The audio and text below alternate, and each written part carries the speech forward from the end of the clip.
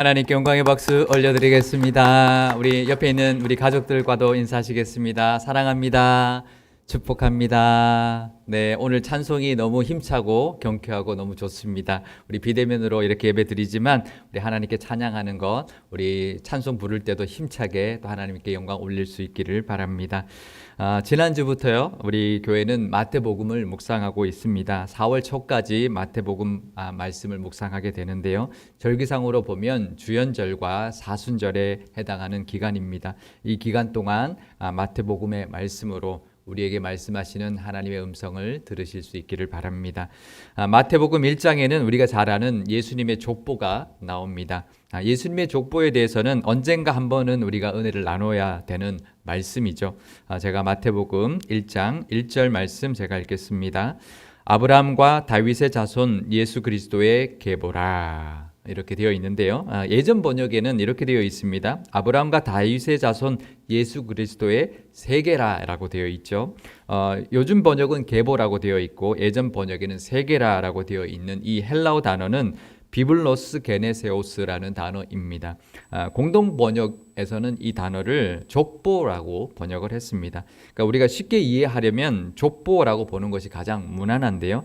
하지만 자세히 들여다보면 비블로스는 책, 기록이라는 뜻의 단어이고 게네세오스는 시작, 기원, 출생이라는 단어입니다. 그러니까 족보라고 말하기보다는 족보라는 관점보다는 출생에 관한 기록, 출생에 관한 책. 그러니까 요즘 우리나라 드라마 단골 메뉴죠. 출생의 비밀이 기록되어 있다, 이렇게 볼 수가 있는 거죠. 그런 관점이라고 보시면 좋을 것 같습니다. 그러니까 단순히 족보라기보다는 예수님의 출생에 관한 비밀이 담겨 있는 기록이다, 이렇게 보시면 더 좋을 것 같은데요. 예수님의 이 족보는 마태복음뿐만 아니라 누가복음에도 나오는데 누가복음은 정말 이름만 나오는데요. 마태복음은 조금 다릅니다. 그리고 그 차이가 또 좀 있는데요. 사람의 이름도 좀 차이가 나고요. 결정적으로는 대수가 다릅니다. 누가복음은 아브라함에서 예수님까지 55대라고 기록되어 있는데 마태복음은 42대로 기록되어 있는데요. 그러니까 무려 13대 차이가 있는 거죠. 왜 이렇게 많은 세대의 차이가 있을까요? 마태복음 1장 17절에는 아브라함부터 다윗까지가 14대, 또 다윗부터 바벨론으로 끌려간 여고냐까지가 또 14대, 또 바벨론으로 끌려간 이후부터 예수님까지가 14대라고 나누어서 설명하고 있습니다. 그런데 사실 이것은 마태가 의도적으로 이렇게 나눈 것이지 실제로 14대씩 그렇게 3등분 될 수 있는 게 아니었습니다. 왜냐하면요, 시간적으로도 아브라함부터 다윗 때까지는, 아브라함이 태어나고 다윗이 태어날 때까지는 약 1200년의 시간이고요. 또 다윗부터 바벨론 포로까지는 약 400년이고 바벨론 포로 시기부터 예수님까지 약 600년이기 때문에 시간적으로 봐도 14대씩 정확하게 나눌 수 있다라고 보기에는 좀 어려운 우리가 시간이다라고 우리가 볼 수가 있습니다. 그러면 왜 마태가 이렇게 14대씩 나누어서 기록을 했을까? 그것은 유대인들이 족보를 기록하는 관례 때문이었습니다. 약간 의도적으로 14대씩 나눈 것도 있고요. 또 이제 어떤 관례가 있기 때문에 그렇습니다. 유대인들이 족보를 기록할 때는요, 주요 인물들을 중심으로 기록하면서 사람들의 이름을 생략하는 것이 전통이었기 때문이죠. 우리나라와는 좀 다르죠. 우리나라에는 족보에서 사람을 빼지는 않습니다. 그런데 이스라엘 사람들의 족보에는 사람들의 이름을 생략하기도 하기 때문에 이런 현상이 일어나고 있는 것이죠. 그렇다면 예수님이 족보이니만큼 그에 걸맞는 사람들만 기록할 수 있을 텐데요. 예를 들면 아브람과 이삭, 또 다윗과 솔로몬, 또 히스기야 왕과 요시야 왕, 또 그리고 뭐 스룹바벨 같은 영웅들을 중심으로 족보를 기록했을 수도 있는 것이죠. 그게 유대인들의 전통이었으니까요. 그래서 예수님의 족보는 이렇게 시작을 합니다. 마태복음 1장 2절 말씀 제가 읽겠습니다. 아브라함이 이삭을 낳고 이삭은 야곱을 낳고 야곱은 유다와 그의 형제들을 낳고. 그러니까 이 마태복음 1장 2절은 아브라함이 이삭, 또 이삭이 야곱, 야곱은 또 그 유다와 그 형제들을 낳았다라고 시작을 하고 있는 것을 보면 유대인들의 그 족보의 관점에서 아주 정상적으로 시작을 하고 있다라고 볼 수 있습니다. 그런데요, 3절에 가면 누가복음하고 좀 다르게 3절에는 유다는 베레스를 낳았다라는 기록이 나오는데 그냥 유다는 베레스를 낳고라고 하지 않았습니다. 마태복음 1장 3절 앞부분을 제가 읽겠습니다. 유다는 다말에게서 베레스와 세라를 낳고, 그러니까 유다가 베레스를 낳았는데 다말에게서 낳았다라는 것을 넣었습니다. 그러니까 이 다말이 누굴까요? 창세기를 우리가 읽다 보면 37장에 야곱의 아들 요셉의 이야기가 나옵니다. 요셉이 형들의 미움을 사서 애굽으로 팔려가기까지의 이야기가 나오는데요. 그런데 37장의 그 이야기가 끝나고 38장으로 딱 넘어가면 무슨 이야기가 나오냐면 느닷없이 유다와 다말의 이야기가 등장을 합니다. 그리고 난 다음에 그 다음 장 39장으로 가면 다시 요셉이 보디발의 집에서 있었던 일들이 소개되고 있거든요. 우리가 늘 창세기를 읽다가 느끼는 걸 겁니다. 여기서 왜 유다와 다말 이야기가 나오지? 좀 생뚱맞는데 갑자기 툭 튀어나왔다가 들어가는 것이 문맥상으로도 좀 어색하고요. 내용 면에서도 굳이 이런 내용을 여기에 밝힐 필요가 있었을까 싶은 그런 이야기가 나오고 있는 것이죠. 왜냐하면요. 그 이유는 바로 다말은 유다의 며느리였기 때문이죠. 이스라엘은 자식이 없이 남편이 죽으면 동생이 형수에게 들어가서 형의 대를 대신 이어주는 형사 취수제, 수혼제라는 율법이 있었습니다. 그런데 유다의 첫째 아들 엘이 자식 없이 죽게 되자 둘째 아들 오난이 형수 다말에게 들어가서 형의 대를 대신 이어주어야 했는데 그 율법을 어기면서 하나님의 진노를 사게 되었고 죽게 되었던 것이죠. 그러자 시아버지 유다 입장에서는 첫째 아들도 죽었고 둘째 아들도 죽었으니 마지막 셋째 아들까지 죽으면 안 되니까 그것을 염려하여서 첫째 며느리 다말을 친정으로 보내버렸습니다. 그러자 다말은 그냥 그렇게 있지 않고 몸을 파는 여인으로 변장을 하여서 유다에게 들어가 쌍둥이 아들을 낳게 되었습니다. 그 아들 중에 하나가 바로 베레스였고요. 예수님의 족보에 들어간 사람이 되었던 것이죠. 마치 이 이야기는 소돔과 고모라가 멸망한 뒤에 롯의 두 딸이 아버지를 술 취하게 하여서 동침하고 아들을 낳아 모압과 암몬 족속을 이룬 것과 아주 비슷한 이야기입니다. 그런데 이것은 이방 민족의 이야기인데 근데 이 다말과 유다의 이야기는 이방 민족의 이야기도 아니고요. 이스라엘 민족 중에 있었던 이야기였을 뿐만 아니라 그것도 예수님의 족보 중에 들어있는 인물에 관한 이야기였다라는 것이죠. 그러면 그냥 유다가 베레스를 낳고라고 해도 되죠. 그냥 유다가 베레스를 낳았으니까. 성경은 그런데 굳이 유다가 그의 며느리 다말에게서 베레스를 낳았다라고 하면서 어쩌면 좀 부끄러운 모습, 수치스러운 모습을 오히려 더 드러내고 있는 것입니다. 그런데요, 사실 이것보다 더 수치스러운 일은 바로 다윗이 솔로몬을 낳은 것입니다. 마태복음 1장 6절 말씀도 제가 읽겠습니다. 이새는 다윗 왕을 낳으니라. 다윗은 우리아의 아내에게서 솔로몬을 낳고.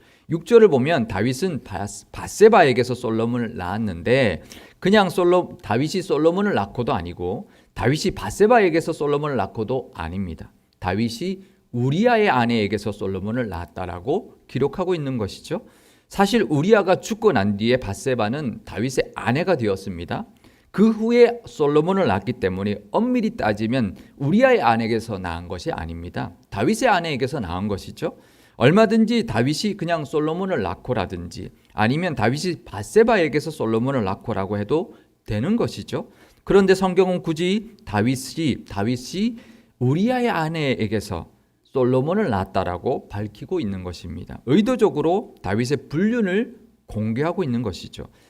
그런데 솔로몬은 불륜을 통해 낳은 아들이 아닙니다. 불륜으로 낳은 아들은 이미 죽었죠. 그리고 솔로몬은 다윗이 밧세바와 결혼한 후에 밧세바에서 낳은 세 번째 아들입니다. 그러니까 결혼하고 한참 후에 낳은 아들이었는데 그런데도 성경은 이렇게 기록하고 있다라는 것이죠. 감추어도 되는 일, 굳이 밝히지 않아도 되는 일들이었지만 오히려 과하게 의도적으로 더 공개하고 있는 것입니다. 왜 그러셨을까요? 그것은 하나님이 이런 수치스러운 일들까지도 숨기지 않으신다. 그리고 그런 일들까지도 다 사용하신다라는 것을 보여주기 위함이었습니다. 성경은 이스라엘 백성들의 수치스러운 부분들, 성경 인물들의 죄들까지도 다 드러내고 있습니다. 숨기지 않으십니다. 그런데 그 차원을 넘어서요, 예수님의 족보에 오히려 일부러 더 공개하고 있는 것이죠. 그것은 하나님은 우리 인간을 사용하시고 우리를 통하여 역사하시지만 우리의 실패와 죄가 있어도 그 하나님의 뜻을 이루어 가신다라는 것을 보여주는 것이었습니다. 하나님의 뜻을 이루는데 우리의 실패와 죄는 아무 영향을 받지 않으신다라는 거죠. 우리의 부족함이 있고 우리의 실수와 실패도 있고 심지어는 범죄함도 있지만 하나님은 거기에 제한을 받지 않으시고 하나님의 뜻을 이루어 가신다라는 거죠. 오히려 그런 우리를 들어쓰시고 어쩌면 그런 부분들까지도 사용하셔서 하나님의 뜻을 이루어 가신다라는 것을 보여주기 위함이었습니다. 제가 오늘 설교 제목을 예수님의 족보, 우리의 족보라고 했는데요. 예수님의 족보는 우리가 쓰는 표현입니다. 그죠? 근데 우리의 족보라고 제가 한자를 썼는데 발족의 걸음보자를 썼습니다. 사실 이거 없는 단어입니다. 제가 이제 만든 단어에 이제 라임을 맞추기 위해서 예수님의 족보, 우리의 족보 이렇게 맞춘 건데요. 사실 없는 단어죠. 그러니까 발족의 걸음보자를 써서 발걸음이라는 뜻으로 만든 말인데요. 예수님 족보 안에는 우리의 발걸음의 모습도 들어있다. 우리의 지나온 삶의 모습들도 다 들어있다라는 그런 의미로 제가 정해 보았습니다. 우리도 돌아보면은요, 부끄러울 때가 있었죠. 예수님 족보에 나온 사람들의 모습들처럼 부끄러울 때도 있었고 부족했을 때도 있고 실수하고 실패했을 때도 있고 심지어는 죄를 지었을 때도 있었을 것입니다. 그거 없는 사람 아마 아무도 없을 겁니다. 낱낱이 다 드러내고 나면 아마 얼굴 들고 교회에 나올 사람 아무도 없을 겁니다. 다 하나님의 은혜로 우리가 살아가고 있죠. 그런데요, 앞으로는 어떨까요?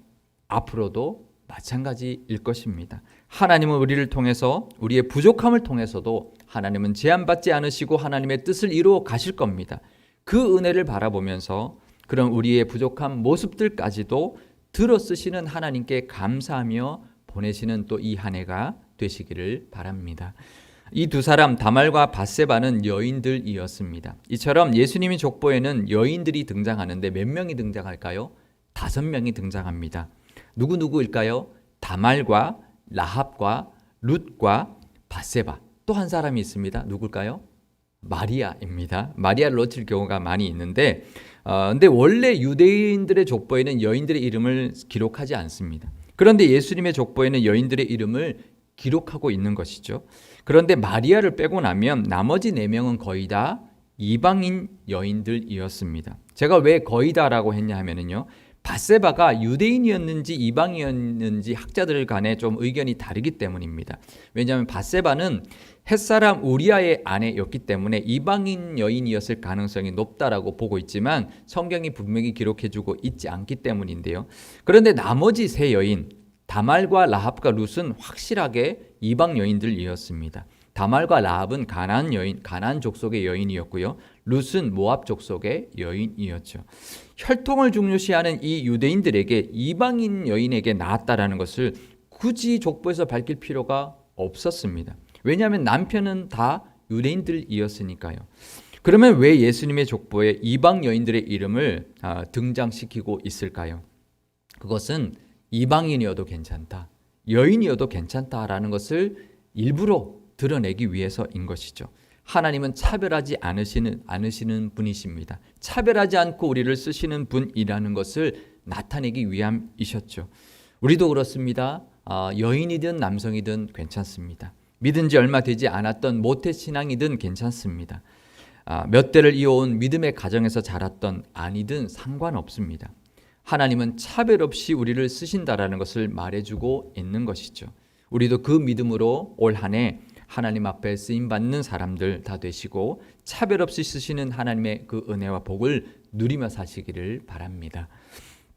예수님의 족보에는 우리가 또 잘 아는 룻이 등장을 합니다. 룻은 모압 여인이었지만 보아스의 기업 무릎으로 인하여 자식을 낳게 되었고요. 다윗 왕의 증조모가 되었습니다. 마태복음 1장 5절과 6절 앞부분을 제가 읽겠습니다. 살몬은 라합에게서 보아스를 낳고 보아스는 룻에게서 오벳을 낳고 오벳은 이새를 낳고 이새는 다윗 왕을 낳으니라. 예수님의 족보에는 이렇게 하나님의 은혜를 따라 살았던 사람의 모습들도 나오고요. 은혜를 입은 사람들의 모습들도 들어 있습니다. 라합도 그랬는데요. 라합은 여리고 성의 기생이었죠. 두 정탐꾼, 여리고성을 정탐했던 두 정탐꾼을 숨겨주었기 때문에 여리고성이 함락되었을 때 목숨을 건질 수 있었습니다. 그때 두 정탐꾼 중에 한 사람이 바로 이 살몬인데요. 살몬이 그 이후에 라합과 결혼을 해 주었습니다. 그래서 라합을 이스라엘 공동체 안으로 들어오게 해 주었습니다. 어쩌면 다른 가나안 백성들처럼 라합도 그냥 이스라엘의 종으로 살 수 있었지만 라합은 얼마든지 목숨을 건진 것만으로 충분하다 여기고 살 수 있었을 것입니다. 하지만 살몬은 자신을 여리고성에서 숨겨주었고 살아서 무사히 여리고성을 빠져나오게 도와주었던 그 라합에게 은혜를 갚았던 것이죠. 이렇게 예수님의 족보에는 하나님의 닮은 모습으로 살아가는 사람들이 들어 있습니다. 우리도 이런 모습으로 살아가기를 바라시는 하나님의 뜻이 그 족보 속에 들어 있는 것이죠. 예수님의 족보에는 아브라함과 다윗과 솔로몬처럼 큰 업적을 남긴 영웅들만 있는 것이 아닙니다. 이런 평범한 사람들, 하지만 하나님의 선한 뜻을 닮은 모습으로 살았던 사람들의 이름이 기록되어 있고요. 그것을 의도적으로 드러내고 있습니다. 어쩌면 영웅들보다 더 자세히 그들의 선함과 그들의 믿음의 모습을 암시하는 표현으로 하나님은 그들의 모습을 칭찬하고 계시고 높여주고 있는 것입니다. 우리도 이런 모습으로 살 때 하나님은 반드시 우리를 기억하실 것이고요. 칭찬해 주실 것입니다. 올 한 해는 이런 모습들을 우리도 하나하나 쌓아가며 사실 수 있기를 바랍니다. 우리가 비록 죄인이고 부족하며 실수하고 죄를 여전히 지으며 살아가고 있지만 하나님은 우리의 그런 모습에 상관없이 우리를 초대하고 계십니다. 그 초대에 응하는, 그래서 하나님의 뜻대로 또 살아가는 또 한 해가 되시기를 바랍니다. 우리가 어떤 위치나 어떤 형편에 처해 있다 할지라도 우리를 원하시는 그 하나님의 사랑에 감사하고 우리를 쓰기를 원하시는 그 하나님께 감사하면서 또 하나님의 사랑을 우리도 갚으며 또 베풀고 나누면서 예수님을 닮아가는 또 한 해가 되시기를 주님의 이름으로 축원드립니다. 기도하시겠습니다. 사랑과 은혜가 풍성하신 하나님 아버지, 우리의 부족함과 부끄러움과 죄된 모습들까지도 다 품어주시고 사용해 주시는 하나님께 감사와 영광을 올려드립니다. 올 한 해도 많은 일들이 있겠지만 우리의 모든 모습까지도 들어 사용하여 주옵시고 차별하지 않고 우리를 불러주시며 은혜 베풀어 주시는 복도 누리며 살게 하여 주옵소서. 평범한 사람들의 모습들 중에서 믿음의 모습과 하나님의 성품을 닮은 모습을 기뻐하시고 칭찬하시는 그 하나님의 은혜도 누리는 또 한 해가 되게 하여 주옵소서. 하나님의 사랑을 우리도 갚으며 또 베풀고 나누며 살아가는 한 해가 되게 하여 주옵소서. 우리 상일교회도 하나님께서 귀하게 사용하여 주시니 감사드립니다. 올 한 해도 부어주시고 쓰시기를 원하시는 은혜가 있을 줄 압니다. 이 시대에 예수님을 닮아가는 교회, 하나님의 사랑을 나누며 사람들에게도 친송받는 교회가 되게 하여 주옵소서. 우리 구주 예수님의 이름으로 기도드리옵나이다. 아멘.